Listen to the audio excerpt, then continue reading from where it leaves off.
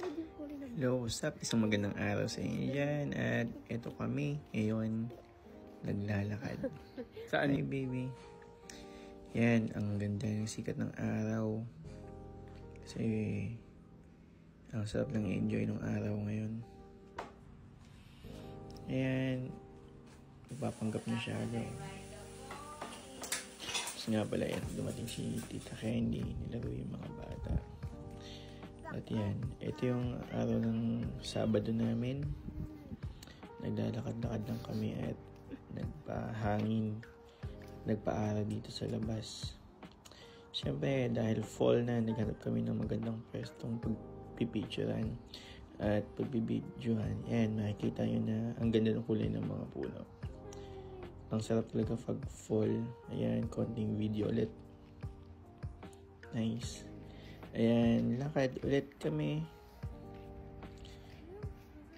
Napaka-relaxing kasi ito yung moment na masarap pang maglakad-lakad sa labas kasi darating ang panahon mas malamig na at hirap ng maglakad-lakad.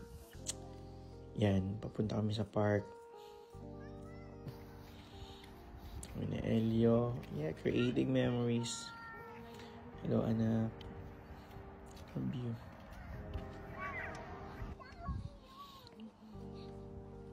Makikita nyo yung bahay dito sa sub. So, ganyan ang itsura ng mga bahay dito sa sub. At ganyan, makikita nyo na walang katao-tao. Kasi madalas busy sila, nasa work, nasa loob ng bahay. Ito nga pala yung lagi kong pinukuhaan ng books. So, titigin tayo kung mayroong bagong book. Pero, yun nga, sadly, wala tayong nakuhang book dyan. Isang fall sa pinakamasarap na season dito sa US kasi yan, magpipicture at sarap sa pakiramdam. Ayan, malapit na kami papunta sa park. Hi, mahal. Love you. No park. Kita nyo yung park, walang katao-tao, kami lang. Hello, Ada. At si Elio ay papunta sa duyan. Ayan. Nilagay siya ng kanyang mami at kapit.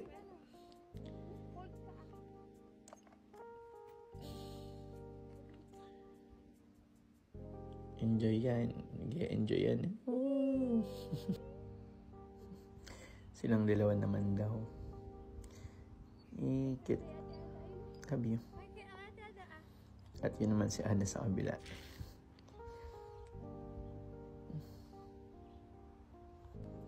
Meron pa ako nahagip dito. Aeroplano. Ay, nakakamiss umuwi ng Pilipinas. Ano, ganda. Ano pa nga si Elio naglalaro ng bato. Nag-enjoy doon sa tinatapakan niya. Sumisilip siya doon. Kapit. Hindi pa siya ganun masyadong marunong maglakad. Pero yun. Babay ka sa park. Bye, tapos park na kaming mag-park, magpainit, tsaka maglakad. Nakaka-relax lang din. Yan, naglalakad na pa uwi. Oh, sarap. Ito kami ulit.